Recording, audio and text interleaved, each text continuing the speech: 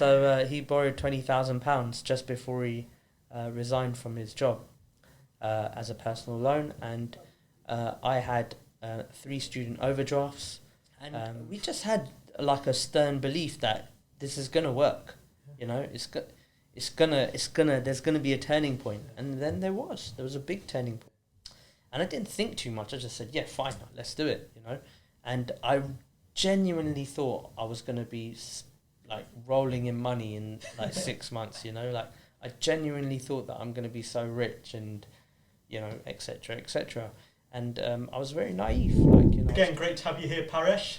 Incredibly honoured to be speaking with yourself. Of course, you're doing incredible things with RationalFX, NED at Hop, and also Zenpay. Just to give the audience a better idea, can you give a bit of a broader sense to what you're currently doing with your companies and business now? Yeah, sure. So I'm the co-founder and shareholder of both RationalFX and Zenpay. Both companies I co-founded along with my business partner Rajesh Agrawal in RationalFX in 2005 and Zenpay in 2012.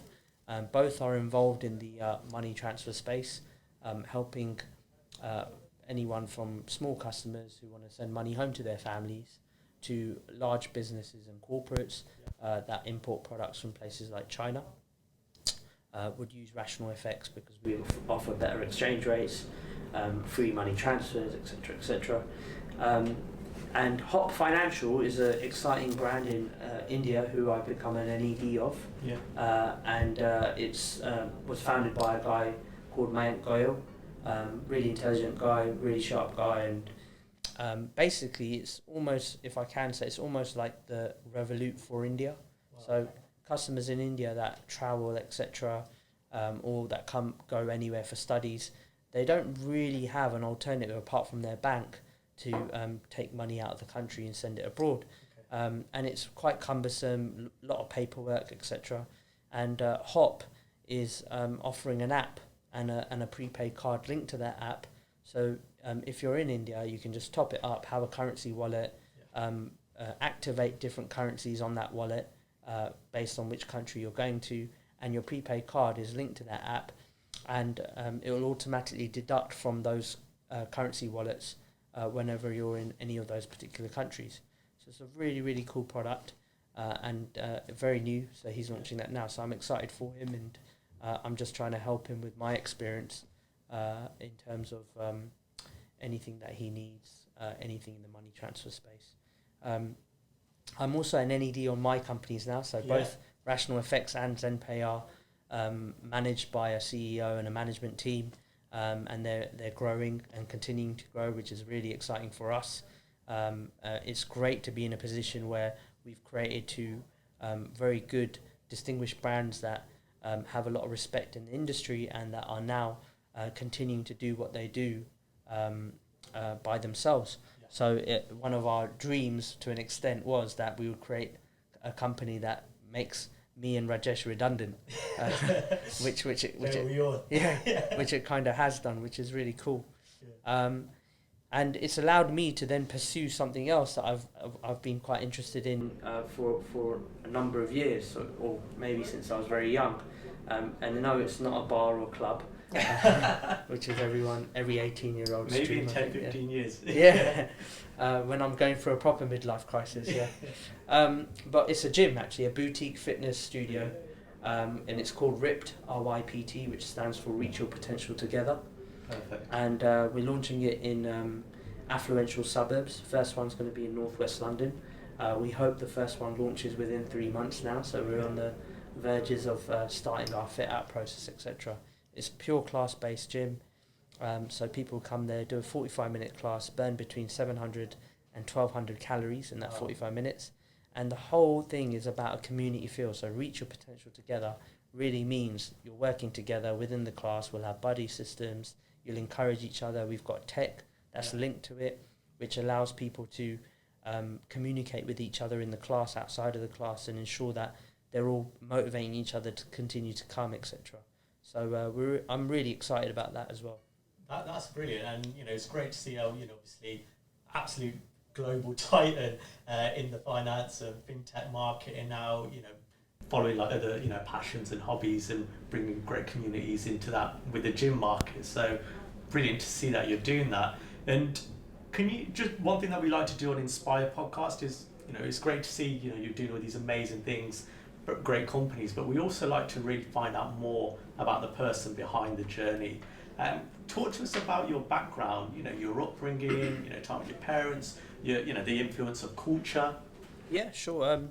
So my father, along with his parents and brothers and sisters, came to the UK in 1972 from Uganda when Idi Amin kicked everyone out, all the Indians out, and so they were allowed to leave the country with a max no more than £50 in terms of valuables. No way. So there were 7 of them, and then they came to this country, and I think they initially lived in some flat, and then eventually they managed to get a 3-bedroom terrace property in Harrow, and in that property lived my father, his 2 brothers, my mum, and my dad's 2 brothers' wives as well, and their parents. And me and my sister was born before me, 2 years prior to me, and I was born in 1980, and we all lived in that house, and it was really amazing actually. I have really fun memories of growing up, being extremely family orientated, growing up with my grandparents. So eventually when we did move to another house, everyone started to get a bit more settled and get their own properties. My grandparents lived with us, which was really cool as well. So it was quite an open house. So on weekends, it would be very common for extended relatives to just be popping round, and my mum would be making 100 rodleys for tons of people that would be just coming round the whole road randomly. But it was nice. It was a nice community feel. It was a really cool and nice upbringing, to be fair. My dad worked, and my mum, but my dad worked extremely hard. He was quite successful in his own right in terms of he was a certified accountant, managed to join a firm as a clerk, and worked his way up as to be the manager of that firm, which was a trademark attorney firm, and he worked there for around 27 years. Okay. Until he retired. And he retired at an early age of 48. So, and it was good. We used to holiday in Butlins growing up until my dad could afford to take us abroad, and then it was India every year, which typical. I would have preferred to have explored the world a bit more, but we did manage to go to Malta, which was nice. And then only eventually we started to go to some other places like America, etc. But we generally tended to go back to India and Gujarat, which is where we're from. But it was nice. Again, we managed to meet a lot of our extended families, relatives, things like that. So I would say growing up, I've grown up in a very family orientated environment, extended family. I'm very used to being around a lot of people. I'm used to meeting new people and getting on with them, and I think that's massively helped me later in life, because more than I think education, more than like that kind of academic sort of bit, I think being able to communicate with people and get on with people is far more useful than obviously you need to have some brains.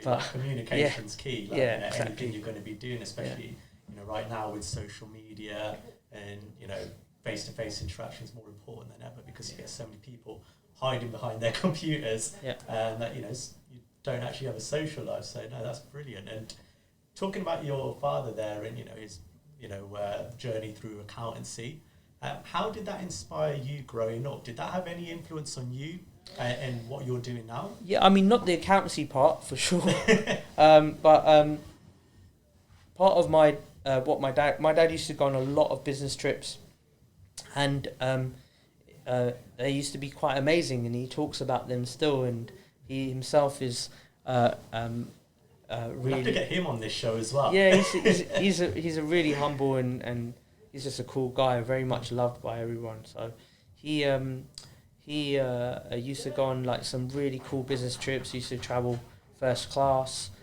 Used to stay in some swanky hotels. Nice. My dad's a vegetarian that doesn't drink as well, by the way. So even when they used to go to like some really cool restaurants, he would be the only one trying to find a veggie. And back in the 90s, 80s and 90s, veggie meals weren't as common as they are now. Yeah. So he would end up eating some odd stuff while everyone would be tucking into a steak probably.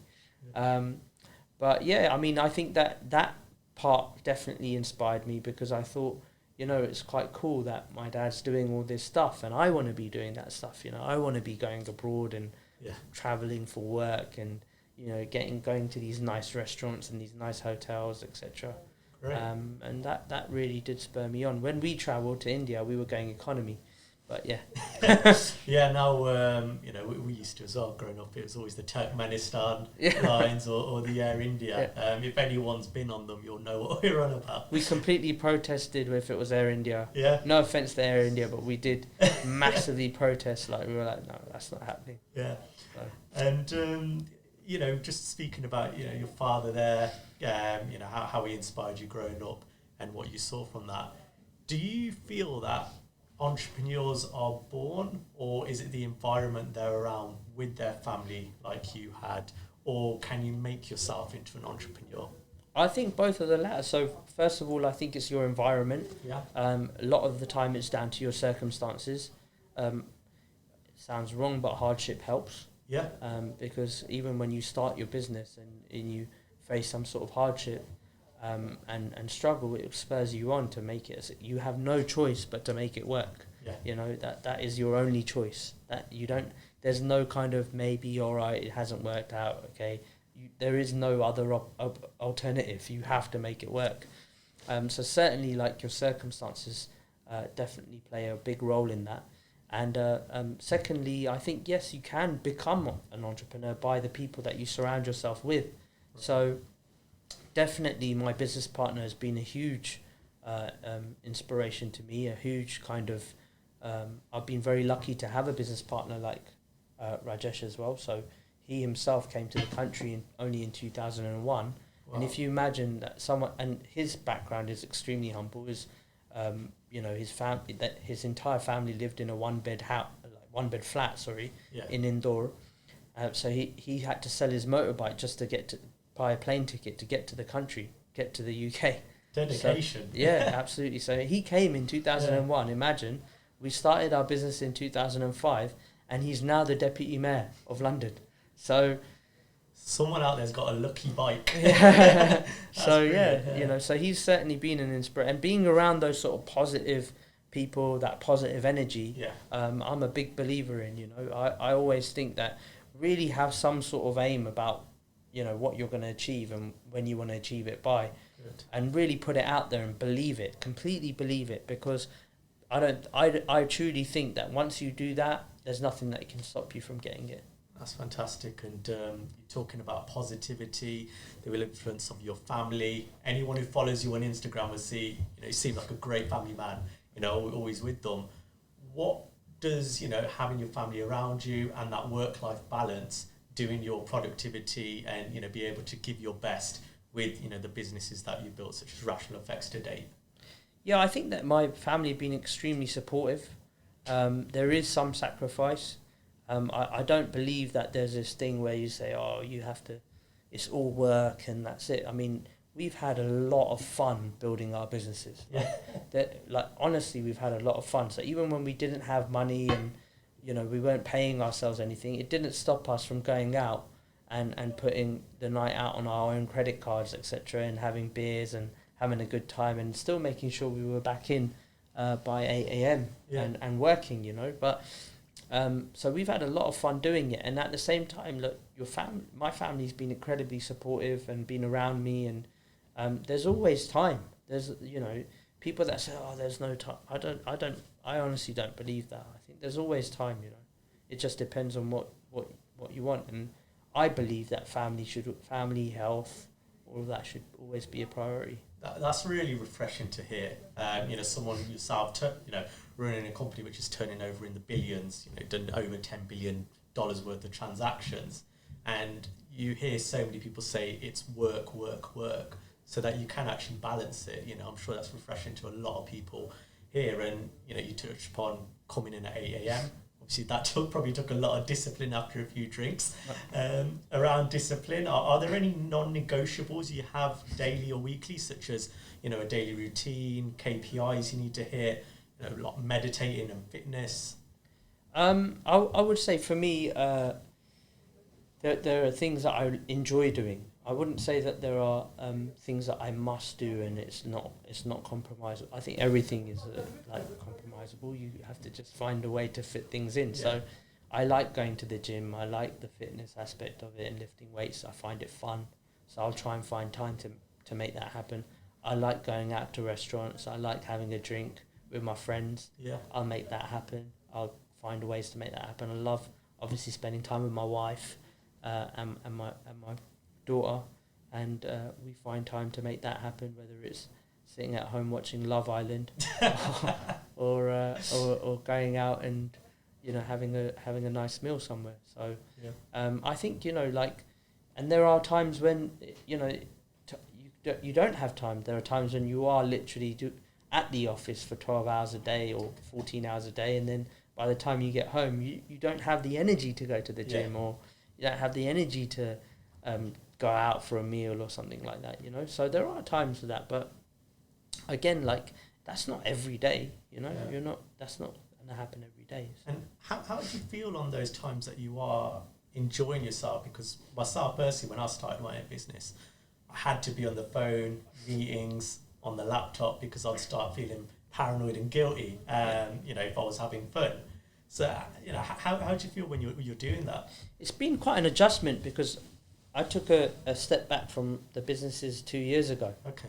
And became an NED, and I still have some fair bit of involvement actually, where I come in at least once a week, but it was quite an adjustment to be at home and not have to go to the office and think, oh, what do I do now? What do people do in their days? Yeah, and it 110% I felt exactly that. I started to feel like there's something wrong here. I should be more productive with my time. And I think that's why I then started to work on this gym business, and I became an NED for Hop. Yeah. Because those sort of, you start to find things then that interest you, and I can only be extremely grateful to RationalFX, because without RationalFX I wouldn't be able to do this, So it's not that RationalFX is here because of me. I'm here because of RationalFX, and that I have to be very grateful for that. I'm extremely, from the heart, very grateful for RationalFX. It allows me to do everything that I do today. That's brilliant. And speaking passionately there about RationalFX, what was the influence and passion behind actually starting the business in the first place? So after I graduated, I worked full-time at another currency firm that did pretty much the same thing, except they didn't do it online. And in all honesty, while I was working there, I tried to get a mortgage for a house, and based on the salary I was earning, the bank just weren't having it. So I just felt like I was in a bit of a dead end, and I'd always wanted to do a business. I just didn't know what. And then Rajesh resigned from his role. Okay. And I used to go to lunch with him almost every day. So for about 6 weeks every day, I pestered the crap out of him to say, what are you doing? I want to know. I'm in. I didn't have any idea what he was going to do, to be honest. And he wasn't telling me, but I just said, whatever it is, I'm in. I can help. I'm a sales guy. I can do this. I can be your sales guy. Yeah. And he caved after about 6 weeks, and then told me that we want to do a similar business, but we want to offer an online offering. Okay. And I didn't think too much. I just said, yeah, fine, let's do it. And I genuinely thought I was going to be rolling in money in 6 months. I genuinely thought that I'm going to be so rich and et cetera, et cetera. And I was very naive. I was 24 at the time. Yeah. And it was a bit of a steep learning curve, because very quickly I realised that we weren't not only was I not going to be very rich in a short space of time, but I was going to be in a mountain of personal debt, and I wasn't getting paid from the business. We didn't take any salary for just over 18 months. Wow. So that was a interesting time. But I think a combination of my age and also the excitement of doing what we were doing, I didn't care really about the debt I was accumulating, or, it was really blasé. It's strange to say, but I wasn't there going, oh my God, look at how much money I owe. I just honestly thought, oh, well, I'll pay it back one day. And was that down to your belief? Was it down to the way you bought up? What was that feeling at the time? I'm not sure it was down to the way I was brought up, because my dad is incredibly risk averse. An accountant. Whereas I have a huge risk appetite. Yeah. And I think 100% it helped having a business partner like Rajesh, and vice versa. I mean, we really spurred each other on. I think having someone solid to lean on, especially when things are tough or through troubled times, is incredibly powerful, and can help so much, because there were times where I thought, is this the right thing to do? Yes. Like 12 months now, haven't taken any money. It's so slow how this business is growing, but all of a sudden it took off. It just started to fly. So I remember reading about yourself and Rajesh starting up the company. I think, was there a story about taking out a finance on a car? Rajesh. This was Rajesh actually, and basically he had formulated a somewhat business plan. Okay. Only business plan we ever did. He did, and we had never done a business plan since then between us. Our CEOs who have joined later on in life have done them, but we've never done one, and neither did we ever reflect at this business plan. But anyway, the bank rejected it, saying that we're not going to lend you any money on that, and we think you should stay in your job. So Rajesh waited a few days, went back and said, you're right, I will, but I really like this car, so I want to buy this car, will you? Then they said, yeah, of course, take £20,000, no problem. So he borrowed £20,000 just before he resigned from his job as a personal loan, and I had 3 student overdrafts, which I hadn't used at the time. Yeah. Well, I had used them while I was in university, but then I paid them all back.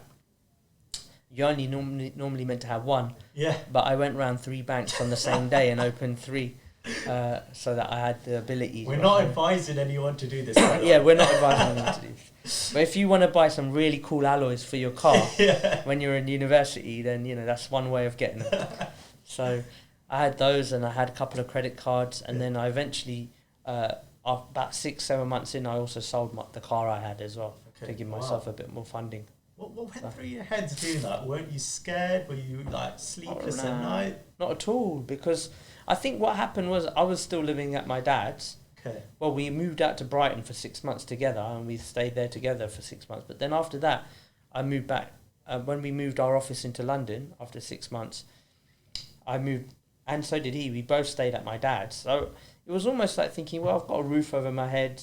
Yeah. I'm making my minimum payments on credit cards, etc. Well, I was using my personal loan to pay back credit cards, and you juggle all that. So that was all happening, and we just had a stern belief that this is gonna work.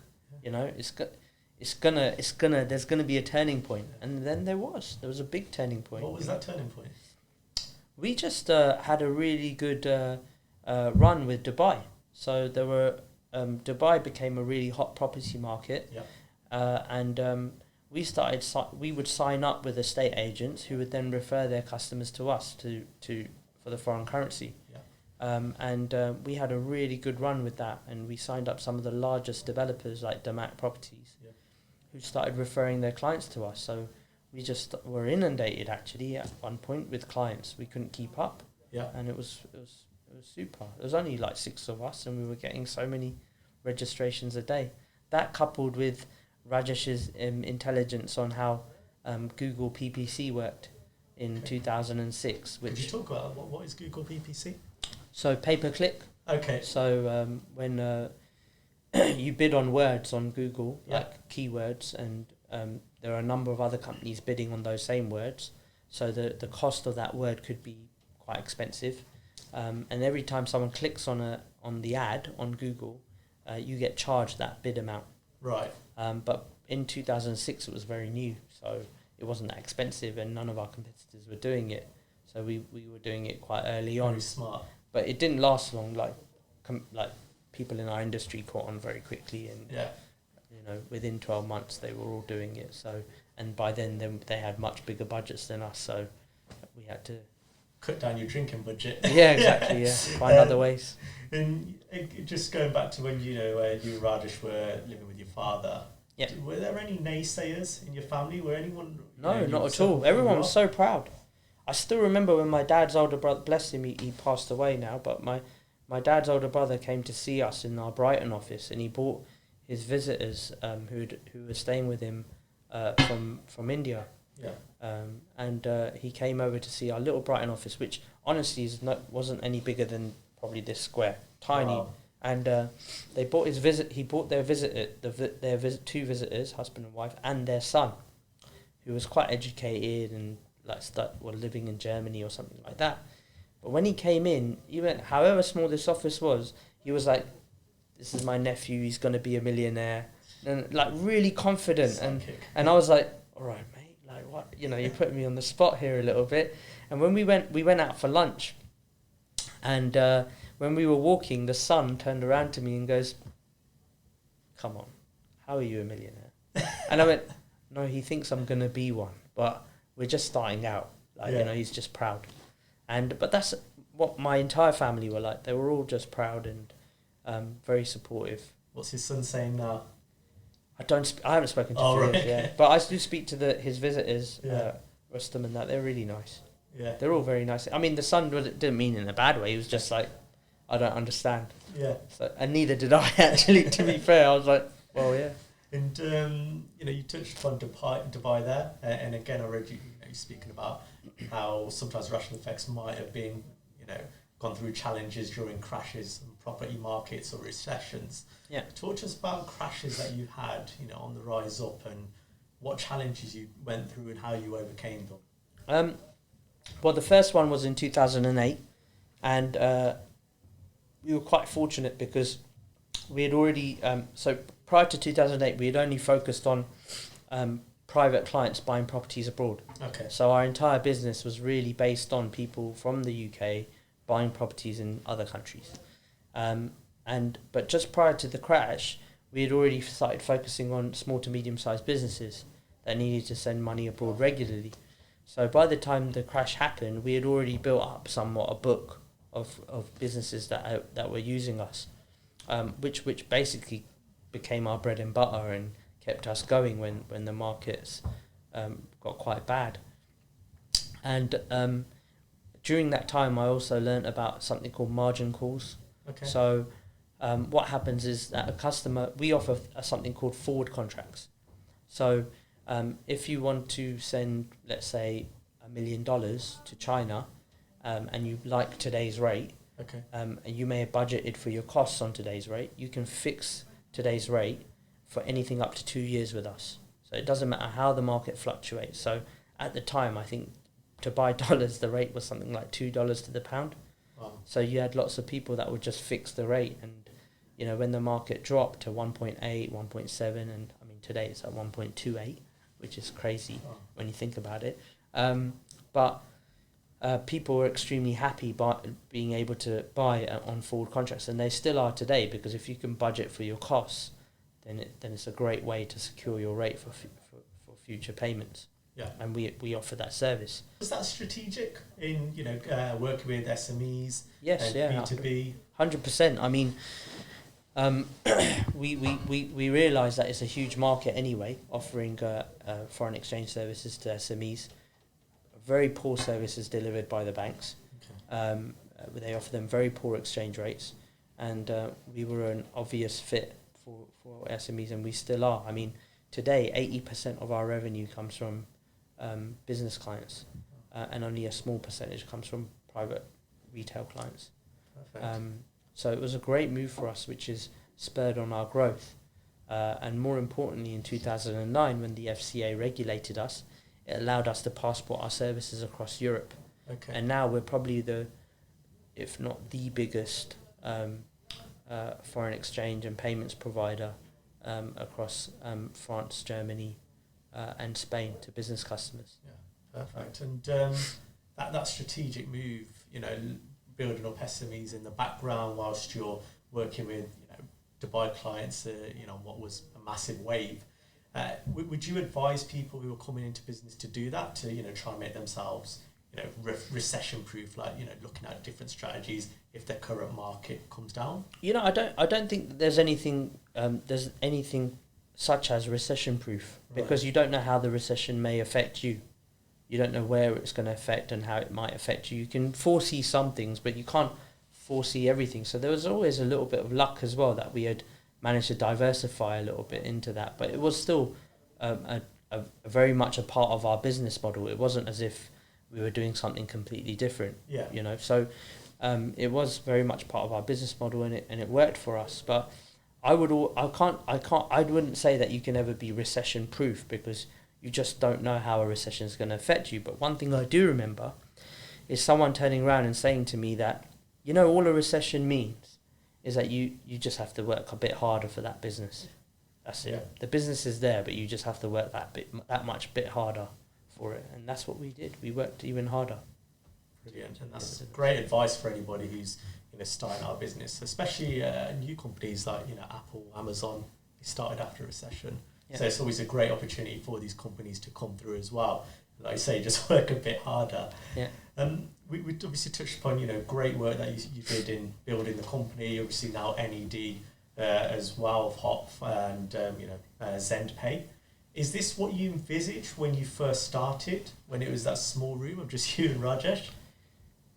To be honest with you, I didn't envisage what it was going to look like or where we'll be in years to come. It wasn't about that. I think we were quite busy just having fun doing what we were doing.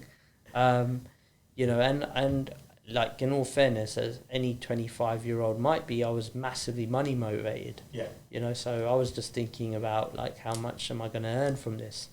And I think that changes over a period of time. It becomes more about what you've created, the brand, the people that you employ, the people that you employ that have families, and you support them as well. Yeah. I think that all of that is really cool. That's amazing. That's the bit that sometimes I look around and think, Jesus, man, we employ all these people.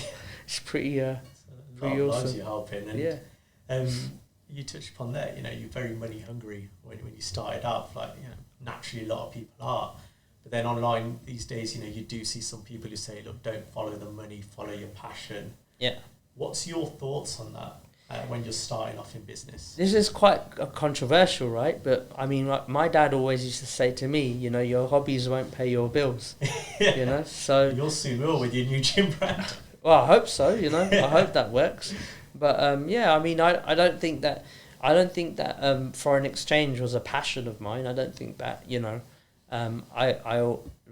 100% didn't think that I was going to be in foreign exchange and be in a payments business. So I wouldn't say that I wouldn't say that like follow your passion as such, but I would say that make whatever you're doing passionate. Okay. Be passionate about what you're doing. Be passionate about what you're trying to create. So maybe I wasn't passionate about foreign exchange, but I was very passionate about the fact that we were creating a business. I was very passionate about the fact that I wanted to be big in business. I want the business to be big. Yeah. I wanted that to reflect in our customer service. I wanted that to reflect in the relationships that we built over the years, and people could feel that passion. That I think is important. Yeah. So then you can have a passion for so many different. Like I said to you before, that when I was 18, I wanted to own a nightclub. Yeah. But I've never done that, and probably I never will. But because I realised that I don't know much about that industry, etc. And at the same time, even though I may have been passionate about doing it, I wasn't passionate about building it.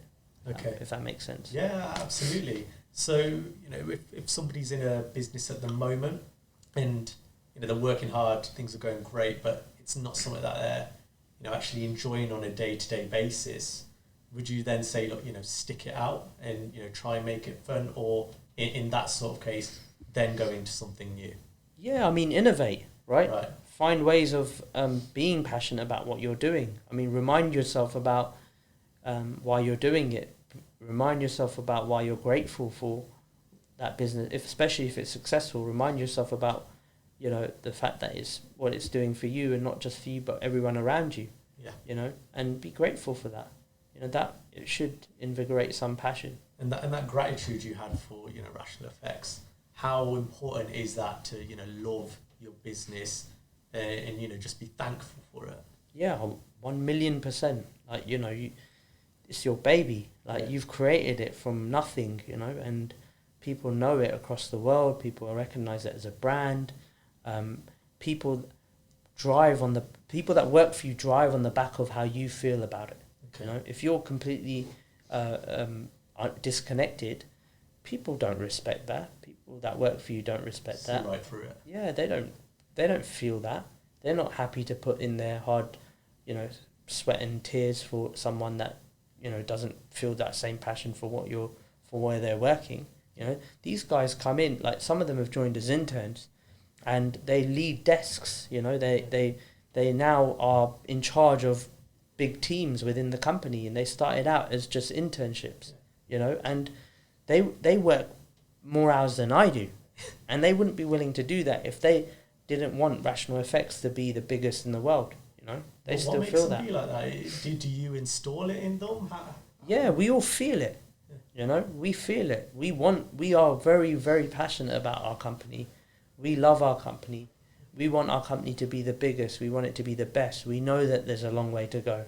It frustrates us when we see our competitors doing better than us. But our customers feel it too. They work with us not because we're giving the very best exchange rates. We do, by the way. But not because of that. But they work with us because they know that, we are really passionate about what we're doing. They want to work with, people want to work with other people that love what they're doing. Yeah. And we love that. And that's so important for businesses these days, especially, I see on a daily basis with clients that I work with, they're really trying to build that company culture. How did you install that company culture into your staff and get that passion running? I mean, things have changed over the years, I think, as well. Like when we started the company, it was very much a beer culture. So pretty much every day, everyone would want to go to the pub. Yeah. Going to the gym and all that didn't exist. Eating healthy didn't exist. Yeah. Having salads, etc. That was Instagram and Facebook. Yeah, right. So only over a period of time that's also changed. So I mean, we used to do that. We used to go out with all the staff and enjoy ourselves, etc. Yeah. And then it became about eating healthy, gyms. We provide breakfast, fruit, all kind of cool things. We have a nice breakout area where people can relax and chill. We interact. We do a lot of custom staff outings. So very often we've taken them abroad for Christmas parties. We went to Marrakesh, we went to Marbella, we went to Ireland, Dublin. But it's all about being together. Yeah. So the benefit of being somewhere else is that no one can escape. You're stuck with each other for at least 24 hours. And you really get to know each other more and more. And it makes it much easier to instill that same passion that you have for the business. That's brilliant. And, when you and Rajesh first started that out, before obviously everybody else joined and you guys grew, how important was it having someone there as a business partner as opposed to if you started it off on your own? Yeah, no, I mentioned this before. For me, and I can only talk for me, but it's been extremely beneficial because first and foremost, even though Rajesh is only 3 years older than me, he was a lot more mature. Yeah. And that helped massively because it helped me mature as well as a person and learn a lot. Yeah. And I was very open to learning. It wasn't like, I wasn't a Mr. Know-It-all or anything like that. I was very open to learning and, we spent a lot of time together understanding everything, being strategic, thinking about strategy, and I learnt a lot, especially in the early days. And more than that, if things got tough, you know, we would never blame each other or anything like that. We would spur each other on. You know, we'd find a way together to, you know, get to the next level. Brilliant. And going back to RationalFX, obviously, you know, I'm sure you've worked with some clients or business partners who, you know, leaders in their field and very well known. Yeah. Who would you say the most interesting people are that you've worked with, and do you have any stories about them? I wouldn't like to say, because it's not really fair to you know, that can be said. Yeah, I mean there are a number of very well known brands that use our service. Yeah. For sure. And again, I don't think it's fair to expose the brands, but high street brands that use us, some very well known people that have been on Dragon's Den that use us, and you know, their stories are remarkable, right? Yeah. You know, and again, it's all about that positive energy when you're around those sort of people that are also supporting you. Don't forget, we were quite small when they started using us. Some of these clients have been clients of ours for over 10 years, and they had instilled trust in us to say, yes, okay, you can manage our millions of pounds of foreign exchange. Yeah. You know, when we were just a small company. And you know, that support I will never forget, and they would only have done that because they believed in what we were trying to build. And touch upon their positivity there. What are the 3 key traits you see in other successful people? It's a tough one. I would definitely think positivity is one of them. So positive energy is something that I always see in someone that's quite successful. Humbleness, you know, that you get over that whole money thing. You know, you're no longer trying to flaunt your cash or motivated necessarily by money. So you'll generally tend to be quite humble. Okay. And I think that's important because people like humble people. Yeah. No one likes to show off. And 3, I'm not sure, you know. I'm not sure. Drive, I guess. Yeah. Like real drive. Like that want to succeed. That real hunger. Yeah. Good. And of course, you know, you've been in the finance industry for about 15 years now, expert in it. Where do you see the finance and fintech market going in the next 5 to 10 years?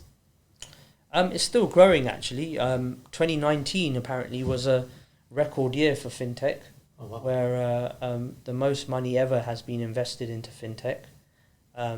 We've had some a lot of companies across, not just in the UK and obviously in the US, but even in other places like India, China, who've had unicorn status, and then some, and then continuing to grow in terms of valuation. But they're not just now continuing to grow in terms of valuation, but they're actually delivering from a profit perspective, which is absolutely fantastic, because that kind of shows that it's not a bubble, which everyone was worried about. Yeah. So I think there's a lot of growth, a lot of scope. Companies are still, you know, only scratching the surface. Banks still control the majority of the payment services market.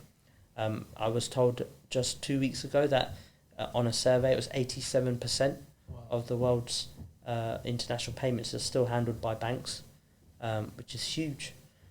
So we're only scratching the surface. There's a long way to go. And for anybody out there who's looking to start a fintech company or it's something they're passionate about, do you have any advice for them? Yeah, I mean, now there's so many different incubators.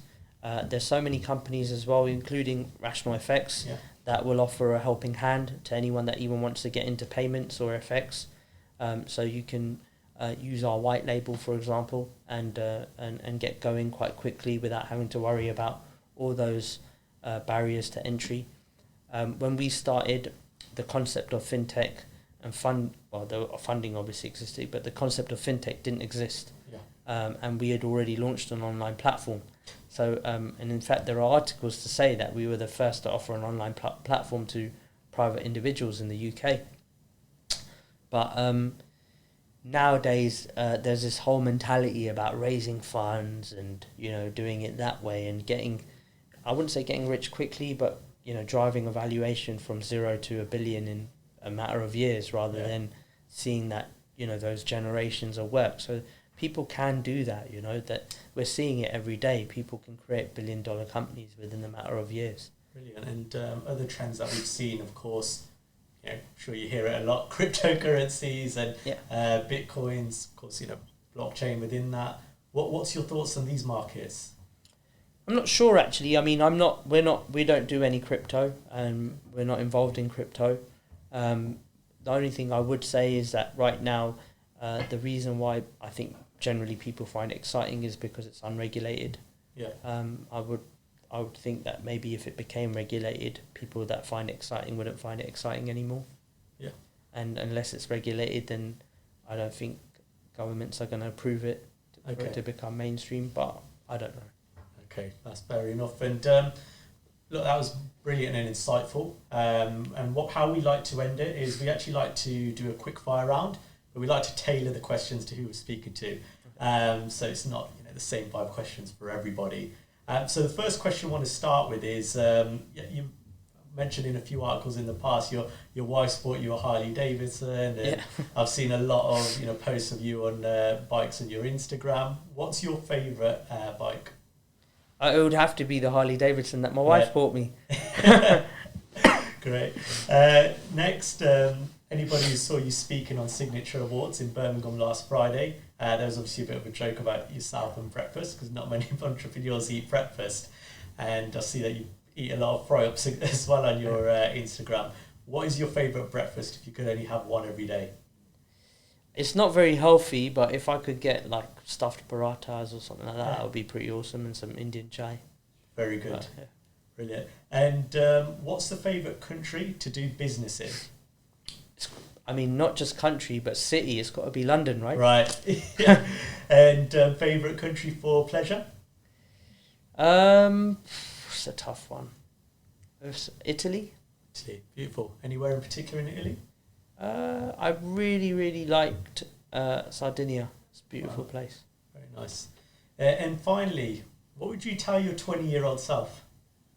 It's going to be fine, man. Great. Well, look, Paresh, amazing having you. Once again, thanks so much for your time. I'm sure the audience took away a lot of positives, you know, about your upbringing, your drive and passion for your business, which obviously are key factors in helping you succeed. And it's always great to speak to, you know, titans of industry, and, you know, it doesn't get much bigger than this. So thank you. Great speaking to you. And I'm sure the audience have a lot to take away from that. Thank you. Really nice to speak to you too.